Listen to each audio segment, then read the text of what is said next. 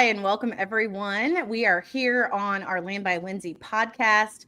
Welcome to all of our landowners and our farm and ranch agents and future farm and ranch agents. Do we have a special edition for you? One of the most important subjects that does come from farm and ranch sales is your 1031 exchanges or the potential of a 1031 exchange. We like to say in our office, it's not what you sell your property for, it's how much we can keep of that. And there's a lot of underlying costs and taxes and capital gains and things that are way over my head because I'm not a financial advisor. I am not a tax attorney. However, we are here to service our clients. And as a landowner, this is something that you need to know because you'll hear from our special guest, Greg, shortly, that 1031 exchanges actually have a history because of farm and ranch sales. So I'm really excited to introduce our special guest. He is one of our preferred partners and a dear friend. Greg, you know what? How about you share a little bit about your background in the farm and ranch industry and your life and how it influenced you to take this approach into the world of 1031 exchanges?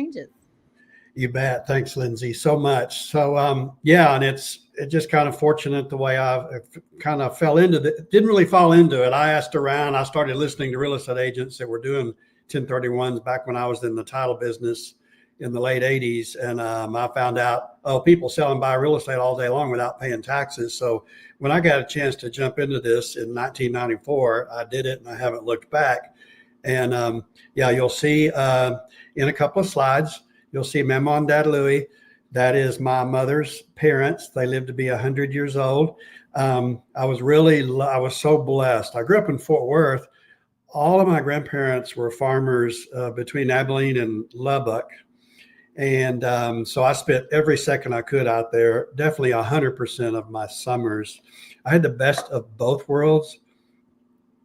My mother was an only child. Her parents were in their early 40s when my brother and I were born. And so they just adored us. So I had one set of grandparents all to ourselves. And so we would go out there and stay with them. On my dad's side, there were 7 kids. So there were 27 cousins. So with one set of grandparents, I was at the farm with them. And then I would just go a few miles away and be with up to 27 cousins at a time. And so I definitely grew up going on the, working. Absolutely. You're rivaling my Italian family over here with like 35 cousins. So that's a big family and it sounds like a ton of fun. So You have told me this before. Tell us the history of 1031 exchanges and why farm and ranch is so important to them. Yeah, it's really ironic because for most people, if they hear about a 1031 exchange, it sounds complex. It did to me when I was practicing law. In fact, I heard a lawyer try to make it sound really hard. He had a 60-page paper, single spaced, and he just made it sound so difficult. And it turns out it's about as simple as it can be. In 1921, farmers went to Congress with this very, very, very basic concept. It doesn't get any simpler than this. They started figuring out, hey, we can't sell a farmer a ranch for more than we paid for it many years ago. If we want to take all our money and buy a more expensive farm and ranch, we're just trying to improve the situation for our family. And yet, if we take all our money from dirt and buy more dirt, we can't pay taxes. Since we can't pay taxes with dirt, we are not going to sell and buy anyway. And everybody loses, including the government. Believe it or not, this is something that works hand in glove with the government. We all like to get mad at the government and we hate taxes. Actually, the government actually wants you, but the government actually wants you to sell and buy real estate.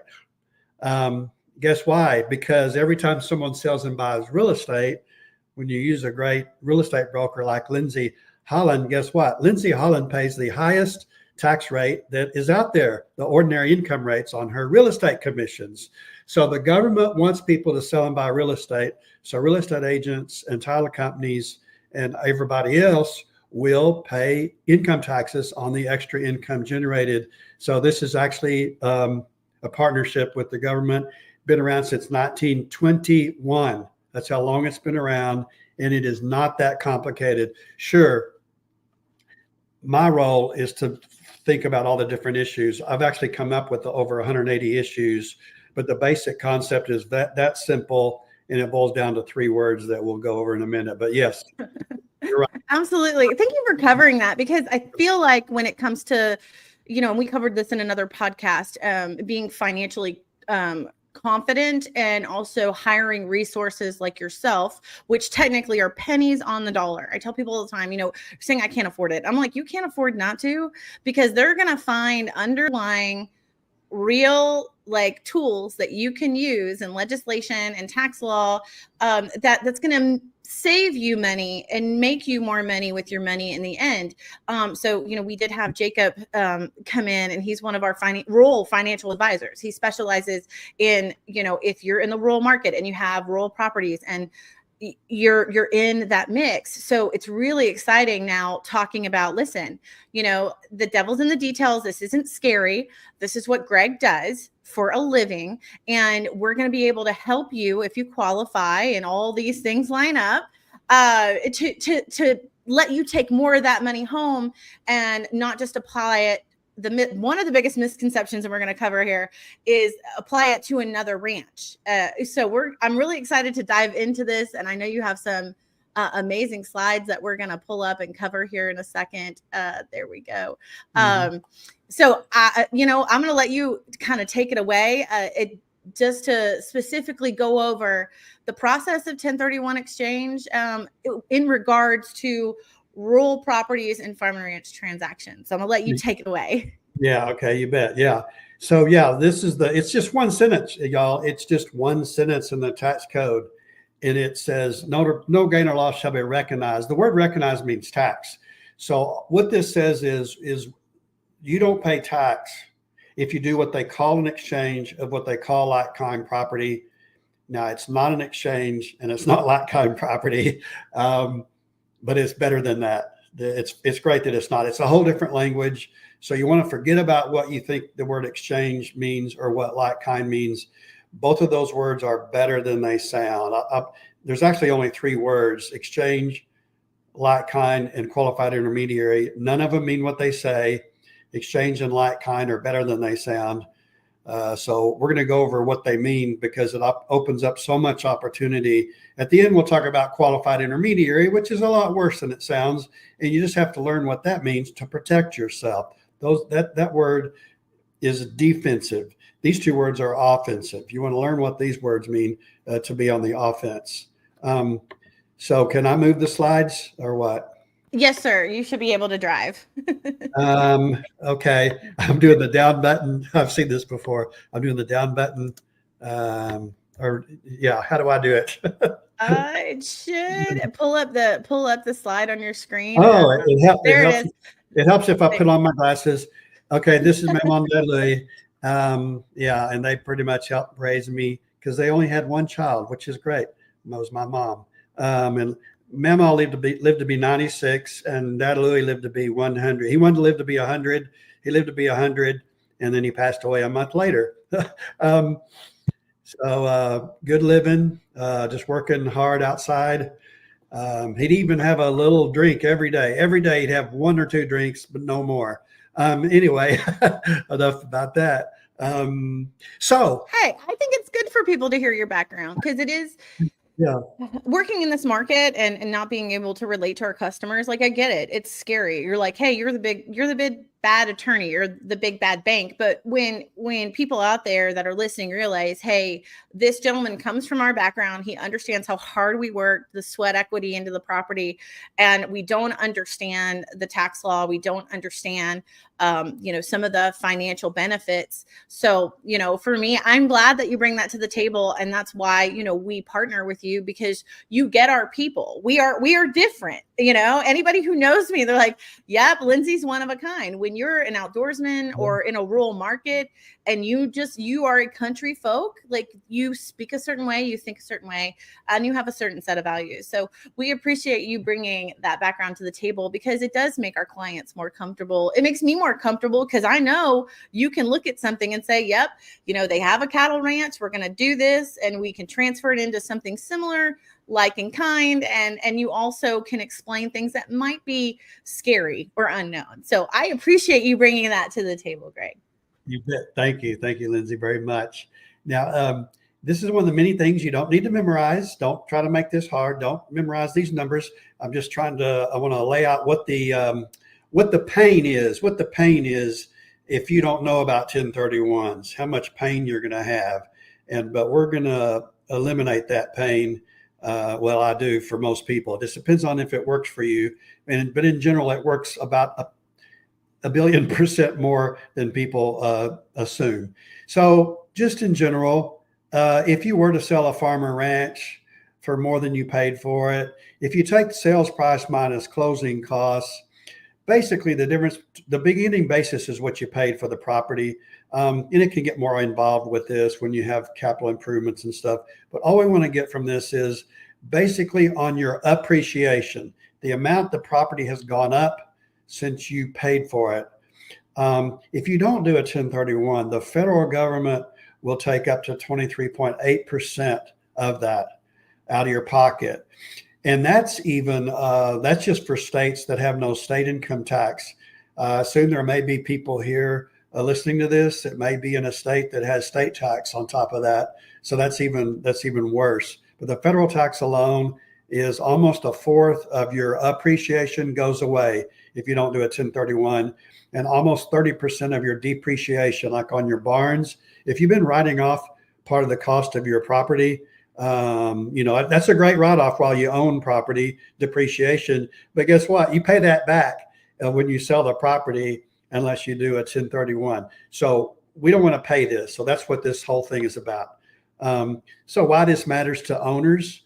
Now, this is tax deferred. On your primary residence, it's tax free. Okay. And I'm going to talk later about a farm or ranch where someone lives on it. I love that. That's my favorite 1031 is where someone lives on the farm, because you get to use two different code sections. So let's just talk about the primary residence before this. For your primary residence, if you're married, you get a gain of $500,000 tax free. Okay. And if you're single, it's $250,000 gain tax free. And if you're willing to move every 2 years, you get to keep doing that. So on your homestead, just the house part, that's actually tax free only up to those amounts. 1031s is for pretty much everything else, and it's tax deferred. So that means you got to keep up with it. You defer it for as long as you keep doing this, but you can do this your whole life, in which case you never pay the tax. And then when you die, the tax does go away forever. So at a minimum, when you do a 1031, you're deferring the taxes. You pay later, if at all. And you only pay later if you get out of real estate. And even then, the interest rate is 0. So you're putting off the taxes for as long as you're willing to buy real estate. And I'll talk about real soon the fact that you don't have to keep buying the same real estate you've owned, like Lindsay was talking about. You can go to pure cash with no maintenance and live off of it the rest of your life, and also leave that to your kids. If you do want to leverage, I don't see farmers and ranchers doing this as much as other people, but if you do want to leverage up, then let's say every dollar, let's say you would have paid $50,000 of taxes. Let's say you're going to put 25% down into the next property. Well, every 50,000 you defer adds 200,000 to your buying power. So it can add a lot of buying power. You can diversify where you can own different property types. Again, what we're going to go over, we're basically going to go over about 3 real simple concepts that applies to a lot of this. You can consolidate, so you can simplify. If you have a bunch of different properties and you want to go into just one, you can do that. And again, I'm going to say this over and over. You can go into Mailbox Money. You can sell land and buy income producing property. We still have our land out in Old Glory, and I could tell you it pays no income. It pays no income. It's worth a pretty penny on paper. It's paying no income. So if we did get to where we want to sell it, because our grandparents aren't out there anymore. So we're not as emotionally attached to it. We can sell it and buy income producing property. What doesn't qualify is flipping property. And again, this is another concept that applies more to other property types than farms and ranches. You don't see a lot of people flipping farms and ranches, but just so you know. Yeah, that doesn't follow. You know, that's quite an undertaking if you're going to flip a ranch. I mean, it's not that it can't be. But, so basically, what you're trying to explain here is that this is not something you just turn around and do. Like, this is something in the mentality of why it was invented for a landowner, a rancher or a farmer to take and sell their ranch and go buy another one and not be penalized for that transaction because they're moving the money into the next deal. So I appreciate you going through that, because some people might think, well, I have a house and this and that, and maybe I can do it. So for the sake of staying in the realm of what this podcast is, information for landowners, land agents, and land brokers, truly, this is it's for farm and ranches. It's a long time property that you've had for a little bit. I mean, over 2 years for sure. And you can roll it into some other asset, so to speak. I came from, and what he's hinting at, when I started, when they would say like in kind, it meant you had to buy a ranch that was almost practically the same as what you had before. Now it's expanded. And I know you're going to talk about this, but because to me, it's amazing that we can leverage these assets, and because it's really hard to go find the exact ranch you want. Sometimes you have to build that ranch. And it's like, well, if I am rolling that into another ranch, then can I roll the additional funds into building the improvements? You know, if, for example, and we'll get into this, I'm sure, I have a client, they're about to sell their property for 1.2 million, and they only want to buy another property at around 500,000. So what options do we have for the rest of that money that's not real estate or, you know, a part of the property?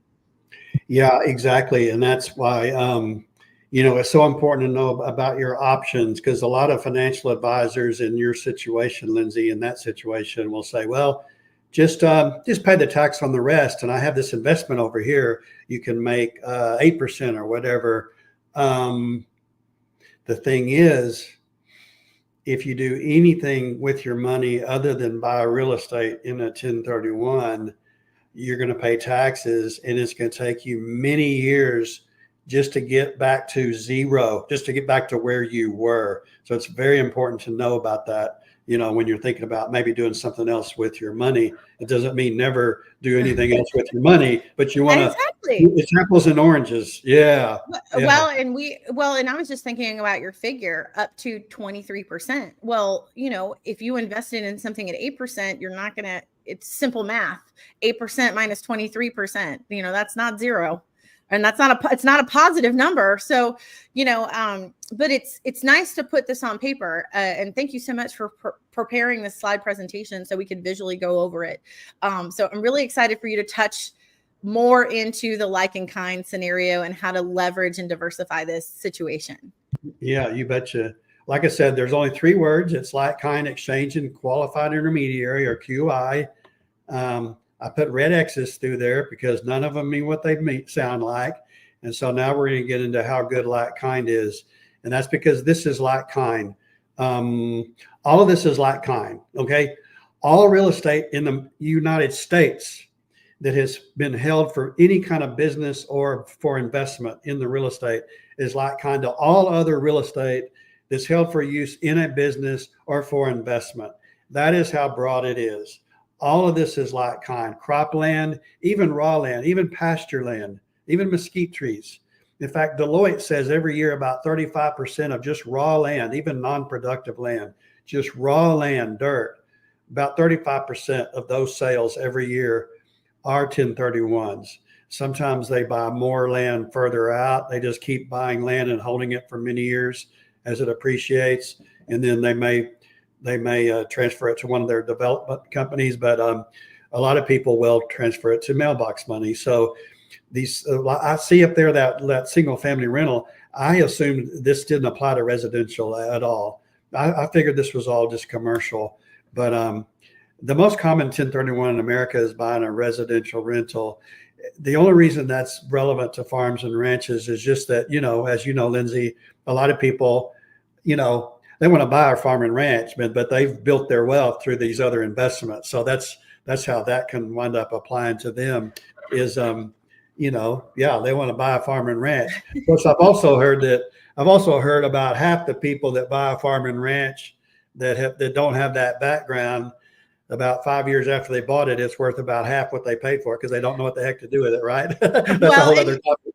And what's interesting in my scenario is my rural community that I'm in, where this particular example I'm explaining is that the residential options that they're looking at, they're looking at a multi-unit, like a family compound. However, I live in a rural tourist community, so the residential houses double as B&Bs. So in looking at downsizing, in this scenario, they're wanting to get closer to town. They have a farm just outside in the county. And so it's like, okay, well, we can roll this in investment property, that are residential rentals. So you've rolled that money into an investment and you're downsizing in that aspect. So I always tell people, I said, even though we're talking about farm and ranch related, there's the other half of that. They're ready to retire and they're ready to downsize into something smaller, but they have to roll that into something else. And these are simple opportunities to leave in your portfolio that your kids may be able to manage versus leaving them an entire farm. That they want enough, like you said, in your scenario, grandma and grandpa are gone. You really don't have an emotional attachment. But what if grandma and grandpa sold the ranch and pulled it into income producing properties or downsized? I call it downsizing and going to a residential sector of residential rental. And I know you're going to talk about some other options, but I always remind people, listen, just because you're going smaller doesn't mean that you're not going to move it into some sort of investment property, because we're talking about your real estate portfolio. You're shifting from farm and ranch to some other investment opportunity. And there's so many out there, like I said, that may not look like, like you said, like in kind doesn't mean like in kind, so to speak. Right. Yeah. About 20 years ago, I was in Durant, Oklahoma, and this guy said, Greg, you need to tell people like kind means if they like that kind, they can buy it. So, yeah. I love it. That's beautiful. Yeah. So it's all that kind, just a single family rental for multifamily, the oil and gas down there. You can buy oil and gas royalties. This hill requires me to explain a conservation easement. So even easements are like kind of fee title. So I had someone that lived on 120 acres outside of Dripping Springs, and 3 governmental agencies pooled together some money to pay them $4.7 million to put a conservation easement on 100 of the 120 acres because they were next to the Edwards Aquifer. And so it was environmentally sensitive. And so they got $4.7 million to agree to never develop 100 of the 120 acres. They get to forever keep living on 20 of the acres, and they can build 7 more homes. And then they just can't touch the rest of it, which they never intended to anyway. And because of this code section, they paid 0 taxes on $4.7 million. They put $2 million into oil and gas royalties. They're getting 15%. They're getting $300,000 a year for doing nothing. And they bought a $2.7 million rental in northern New Mexico with the rest. They're renting it out, and they can use it a little bit for a vacation home. In a 1031, you can use it up to 14 days a year for the first 2 years. And if you use it at all for personal use, you do have to rent it. Normally, just holding real estate for appreciation qualifies as like kind. But if you use it at all for personal use, then you do need to rent it out at least 14 days a year. So that's an example of something that's very specific. And anytime someone calls me, I'm going to go over this with them. So again, there's so much I'm going to talk about that you don't want to memorize. I'm just kind of giving you a flavor for your options, and they're very Absolutely. broad.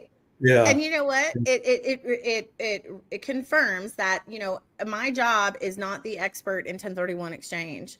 I am the source of the sources, as we say. And so when I see an opportunity, have you talked to your financial advisor? Have you talked to a 1031 exchange attorney? Have you talked to a rural land financial advisor, so to speak, to talk about what we're going to do next? What are your goals? That's a conversation we have when we're at the table before we even list the property. So I'm really excited, you say that, because people, farm and ranch agents and brokers that are on the call, we're not supposed to be experts in this. We just have to have our finger on the pulse and know that there's an opportunity to help our clients save some more money out of that closing check.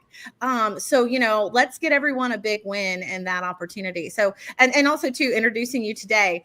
As y'all can see, Greg is a great man. He understands rural property, and he understands an opportunity that the client and you may not be aware of. So we're very excited to have you and you explain that, because you are my source. I'm like, hey, I'm going to have Greg call you. We're going to talk. I said, there may be options out there that you didn't even know existed.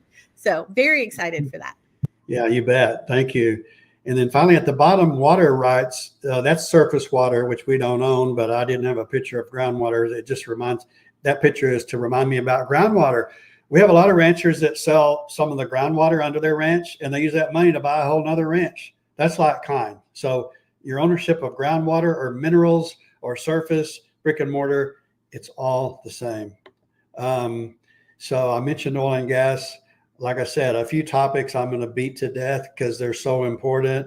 In 2008, I wrote an article that was published nationwide in the Lehrmann magazine, where I give the top 10 cases dealing with this, because it's the topic that is least known among even tax advisors and CPAs.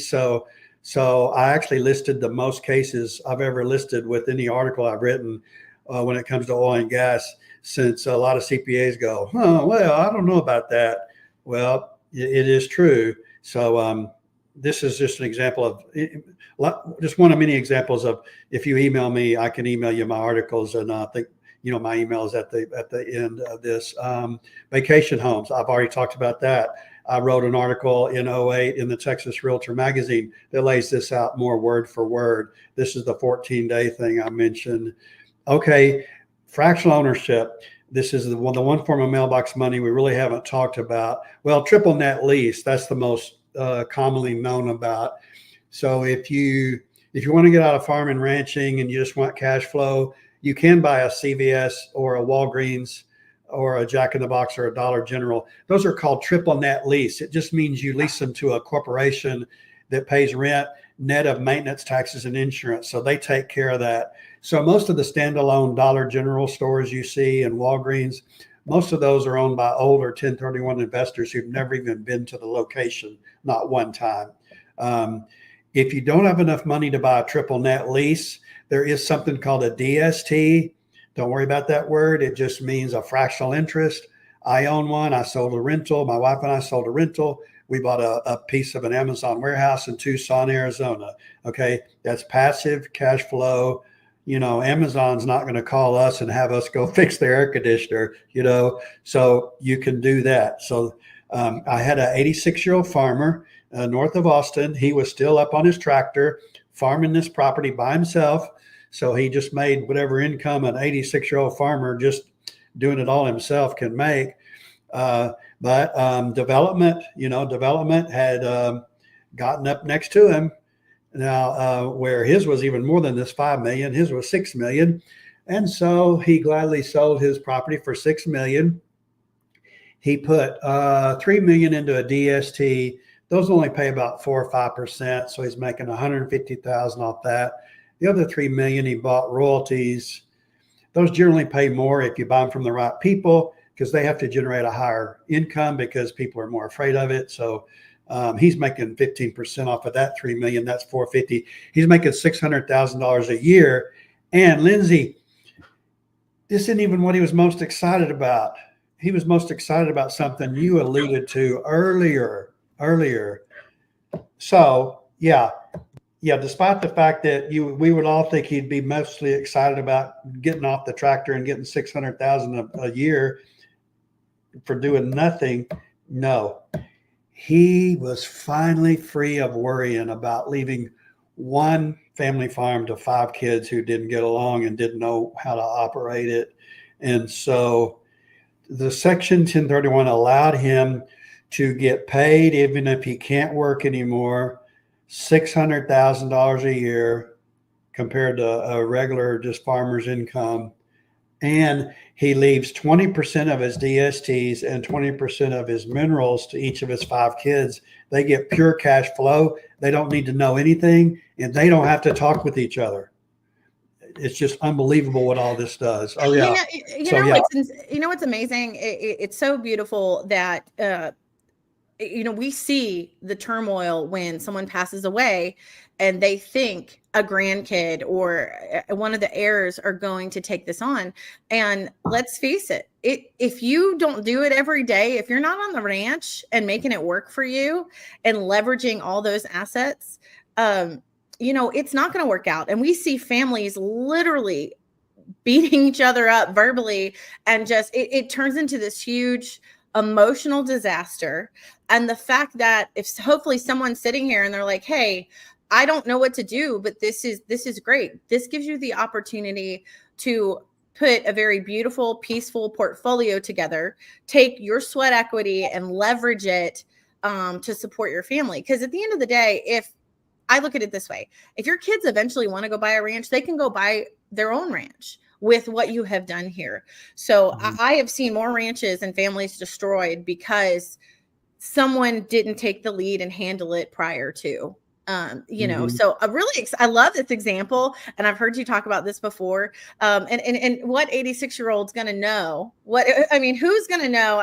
Like, I didn't know. Hey, we're going to buy part of an Amazon building lease. It's like, oh, hi. I'm like, that was not back in the day. And I think sometimes we get very complacent. When I started, we literally had to look for other ranches that look like that ranch. Now there's a lot of different, options to leverage that are still real estate related. Like you were talking about the mineral leases and things of that nature. So that's why we love having you as an expert, because you can tell us, based on everything you have, here's our recommendations, and you can diversify your portfolio and actually be making some money with all your hard work. So I know sometimes people say, oh, well, you don't have to do anything. And I'm like, listen, the years that you took to develop this ranch and take care of it and love it, and your blood, sweat, and tears that's in that dirt, that is the work that you put forth for this opportunity. So you already did something, and now it's paying off and growing. Yeah, absolutely. It's amazing. We already talked about flipping, and that doesn't really apply to farms and ranches, although it does apply to people that want to buy a farm and ranch. But again, that's just something I get into, the difference between flipping, which doesn't qualify, and properties that are held.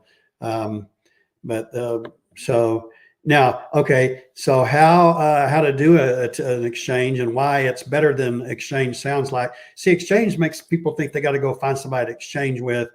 And for a long time, that's what it meant. But for over 30 years, it's been easier than that. All this so-called exchange is just, so you're the seller and you're at the top, and you get to deed straight to a buyer. So all an exchange is you call somebody like me before you close your sale. You have to have special documentation at the sale. It can be very easy to get it if you call the right people, and you just call. We ask you some questions. We make sure it qualifies. And if it does, we tell you all the rules, and all we need is the contract and the title commitment. And then we send exchange documents to the closing, and then you deed straight to the buyer, and they're out of the picture. Then you have 45 days to identify a group of properties you're considering, and a total of 180 to close. So again, this is another aspect of 1031s that you can get into the weeds real fast. This is something that if you call me, I'm going to answer. I go over this probably 20 times a day. So just look at the big picture here is all. So you don't have to memorize the 45 and 180. This is just a big picture. You've got to call a good 1031 person before you close. That's the main thing I've got to emphasize, and that you don't have to find somebody to swap with. You sell to whoever wants your property. We have documents at the closing. We're called a qualified intermediary. You identify your property within 45 days, close within 180. And as Lindsey knows, you are allowed to tie up a property before your sale closes. Another thing that's unique about farms and ranches, from having done this for 30 years, and I handle all kinds of property types. The good news with farms and ranches is I see the highest percentage of people that will work with each other. In other words, what I mean by that is, let's say you want to sell a farm or ranch and you want to buy another one, and you find what you want to buy. It's so often that somebody tells me, hey, the person that owns the farm and ranch knows I want it, and they're going to let me close my sale first. Okay. That's the opposite of if you want to buy a 1 to 4 family rental in a hot market in a metro area where you can't get people to, accept a contingency offer a lot of times. So anyway, that's the deal. You can identify even before you close your sale. You want to close your sale first if you can, without doing a more expensive and involved reverse exchange. That's all a 1031 is. You make sure you have documents at the sale, and I'll go over all this with you every time. And then we give you the form to fill out for identifying, and then you buy from someone else within 180 days. That's all an exchange is. Well, and I'm glad you touched on that process, because that's actually something that a seasoned farm and ranch broker or land specialist is going to know. And I will tell you, the land broker on the other side that represents the buyer or the seller, normally there's multiple 1031 exchanges going on at the same time. So it's very common in our industry that we'll be selling, we're going to 1031 exchange. The buyer's coming in, buying our property is 1031 exchange. And then the property we're looking at, they're probably going to be rolling it into a 1031 exchange. So like you said, everyone really works together, not just the landowners, but also the agents. That's something that's different than residential. Sometimes you'll see 2 residential agents going at it. If you go to any of our land broker meetings, it is such a camaraderie, because we are just in a different business. And I think that's another reason why, I have these podcasts, is to educate people out there that we are our own division of real estate. Our clients are very different, and we all work we just have a different way we do business, because the product's different and the people are different. So no, I'm glad you brought that up. So agents, if you're not aware, really looking out for your clients. And even if you have a buyer coming in at a 1031 exchange, you're required on your contract to make note of that, make everybody aware. If you didn't know, I used to be a managing broker of over 10,000 agents. A part of the contract is you have to disclose that this deal is a part of a 1031 exchange. It doesn't really change the agreement, so to speak, but there has to be disclosure. So agents really diving in and understanding the process, and maybe some of the emotions and anxiety of this deadline that you're talking about right here. As an agent, and a land broker, this is very important that you understand this timeline. And that way too, you can give the grace if you need to give grace, and also educate your client. Listen, they're going through some things that you're probably going to have to go through here in a little bit when we do ours. So, it is an industry standard sometimes to say, hey, I'm going to wait for this client to sell, so they're not in this deadline hurry to identify. Because I've had clients that, it ended up, they didn't get to pick the ranch they wanted because it wasn't available, but it was like, hey, we got to buy something. We're up against that deadline. So great to point that out, because sometimes the deadline is overlooked, not just by the actual client, but also the agents. It's your responsibility to pay attention and to make sure that, you're there for your client, and you guys, the last thing you want to do is mess up and get out of the timeline. Can you touch on what happens? Like, say, hey, we don't find anything. Can you touch on that? Because nobody really talks about, oh, well, our identification period expired and our exchange period expired. Like, what happens? Can you kind of walk us through some scenarios? Yeah, if you're past the 45th day and everything on your list is no longer available, then you owe the tax. There's no penalties or interest, but it failed. So that's why it's good to line up something ahead of time. And also it's good to know about the minerals and the DSTs, because one of the options for identifying lets you list up to 3 properties. So let's say you found one one farm that you're interested in, one farm or ranch you're interested in, and there's only one you're interested in, well, if you might as well list DSTs and minerals as backups, because you get to list 3 properties, and that way, if that property falls through and it's past the 45th day, you already have something ready to go. The DSTs and minerals is more like buying something off the shelf. It's just cash. It's cash flow. So it's so much easier to identify. So at least identify it as a backup. So that's what's one big reason why DSTs and minerals are so popular, is they're at least an easy thing to list as a backup, or even leftover money. If you sell a ranch for $4 million and you buy one for $3 million, you could put $1 million into cash flowing real estate that helps pay some of your expenses for the ranch you're buying. So that's how you can diversify. That helps too, because to answer your question, once you're past the 45th day, there's nothing you can do about it, and you got to pay the tax. So try to have something lined up, as much as you can, and maybe have minerals as a backup. I love split treatment. That's a very sound advice, because I would have never thought that. That's beautiful, because I've seen it happen. I've seen it where a seller passes away, and it's like, can you imagine if you're a buyer and you're going to close on a deal and now you can't because situation is out of your control? So that was worth the admission for me today. I learned that. That's awesome. Thank you, sir. Yeah, just always have that as a backup. It's easy to have as a backup, and it's a lot easier to buy. It's similar to buying a stock. It's just stock doesn't qualify because it's not real estate, but it's still a similar concept. So it's just easier to have. Now, I love split treatment exchanges.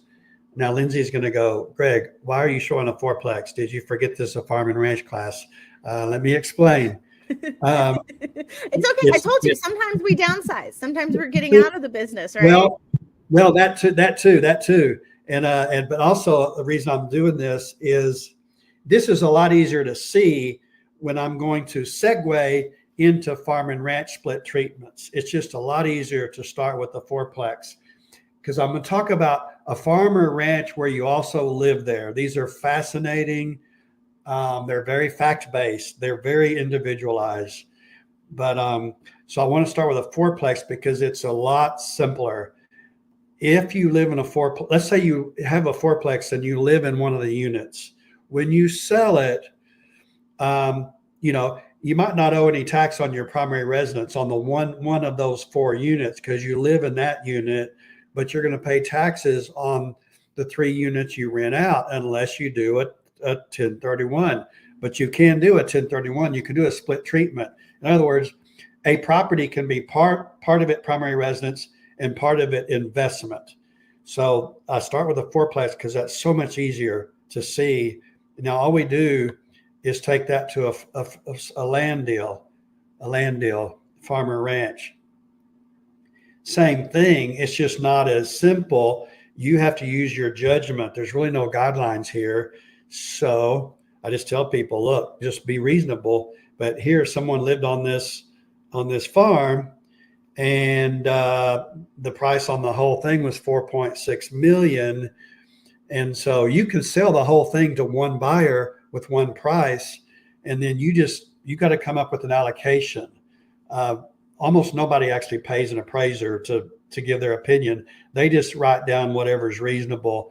So they figured the farmhouse that they lived in was worth about $600,000 out of this $4.6 million, and the land was worth about $4 million.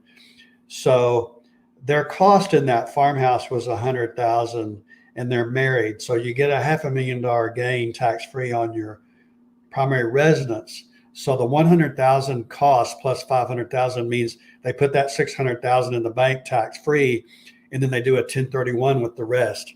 I'm still fascinated with these. I love them. About half the people that do this, they wind up being able to buy something way further out of town, a lot bigger. About half the people in my experience have done that. The other half, what do they do with the $4 million? You're right. Put it into Mailbox Money. I told you I was going to repeat the same things 10 times. They do that. So you can sell a place that you live on, and you just tell the title company and us as the 1031 company how much of the sales price you are assigning to your home, and then how much you're putting into your 1031. And so that's the way that works. We're down to the last couple of minutes of the whole presentation, which is the third word. The third word is as important as the first two words. It's just that it doesn't take long to explain that how careful you have. Yeah. Okay. So I'm going to tell everybody, if you're kind of dozing off, you need to pay attention, because this is something I had no idea.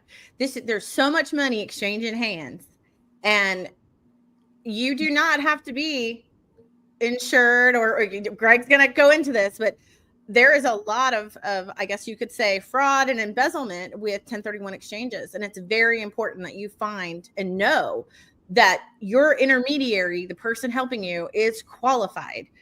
And he's going to tell you some real horror stories right now, but it's insane that this process has these situations happen, and it happens a lot. So I just want you guys to wake up out there. Okay.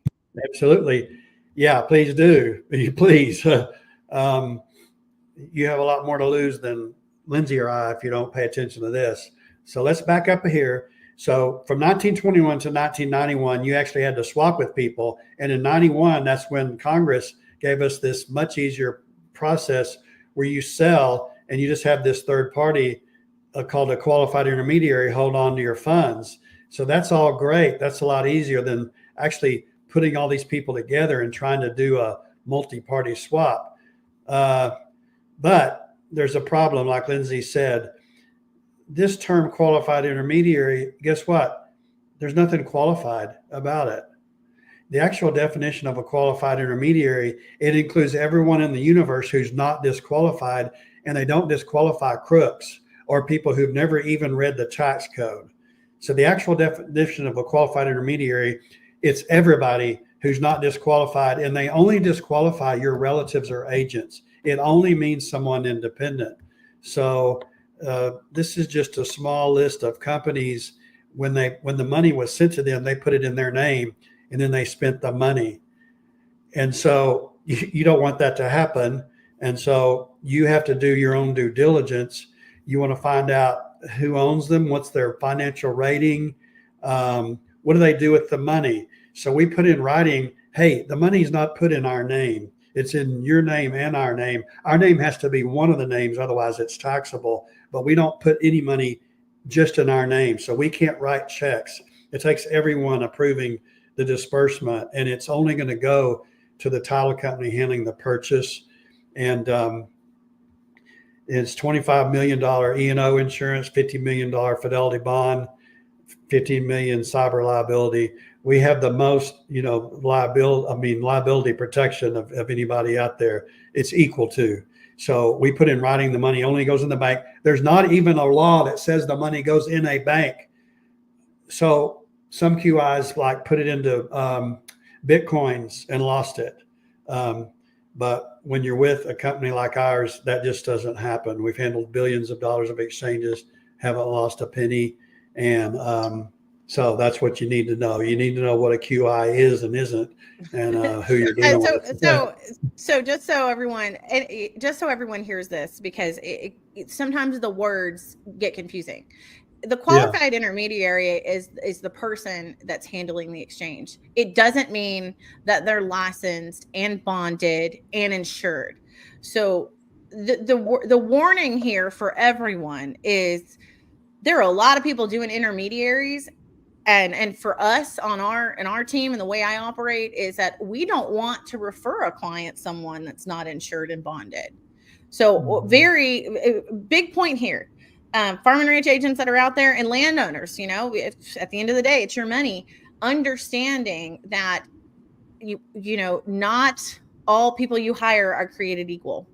Not all real estate agents, we all got our license. It's like having your driver's license. It doesn't mean you're good at it. It doesn't mean you're NASCAR quality either. So really taking the time to understand this craft and knowing the few points that, the three topics here, but just the title of that person being called qualified intermediary doesn't follow the definition of the word qualified. So we have to take it a step further as independent real estate brokers and land specialists to know that if I'm recommending someone take a look at doing a 1031 exchange and we're offering a list of individuals that do that services, make sure that you're taking that step and understanding that that person has to be licensed and bonded. And things change all the time. Just like, most of these guys like you, Greg, your attorneys, you're not always working at the same firm. Sometimes you change firms. So making sure at the time that you've gone the extra mile to just making sure, hey, like you said, not putting it in their name, like keeping it in your name, things of that nature. So I appreciate you going over that, because to me, that in understanding 1031 exchange, besides the gist of it, the whole fraud crook part that can actually happen, it's a little absurd in this industry. You're dealing with taxes, but that's what separates myself from other farm and ranch agents, is that I am aware of that for my client and keeping the finger on the pulse for my industry. So thank you for bringing that up. And I know you're gonna take in and finish us up here in closing. But I wanted to thank you for that. And if just so you guys know, thank you for not sleeping on that part, because that's the aha moment. Not all of them are the same.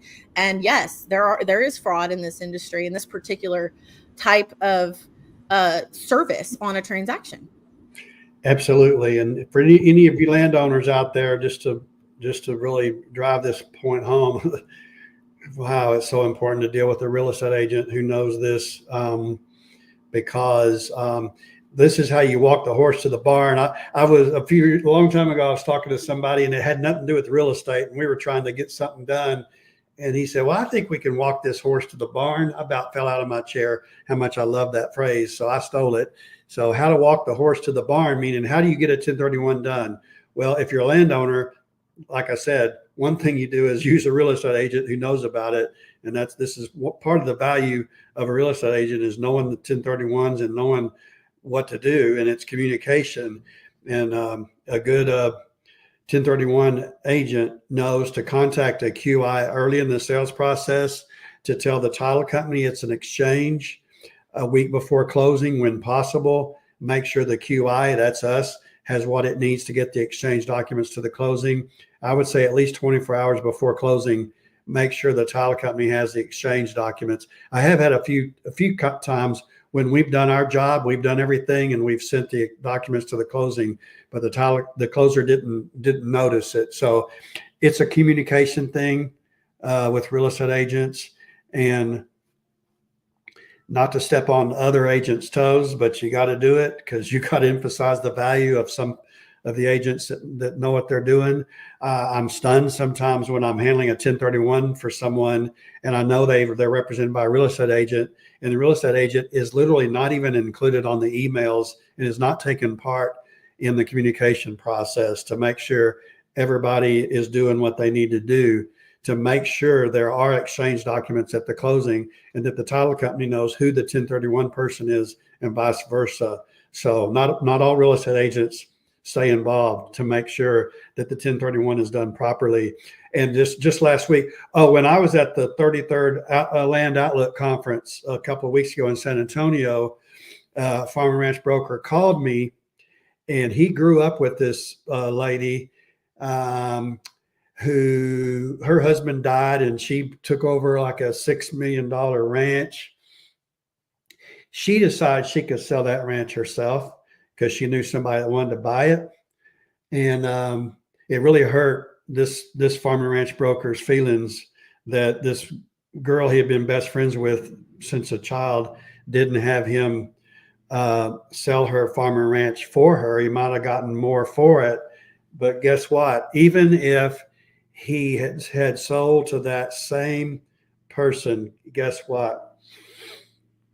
She didn't know to call a QI.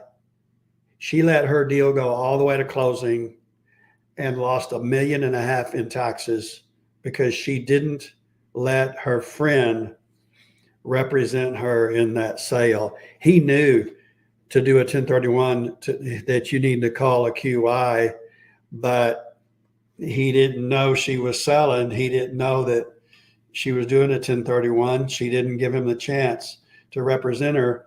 it cost her $1.5 million in taxes by doing it herself.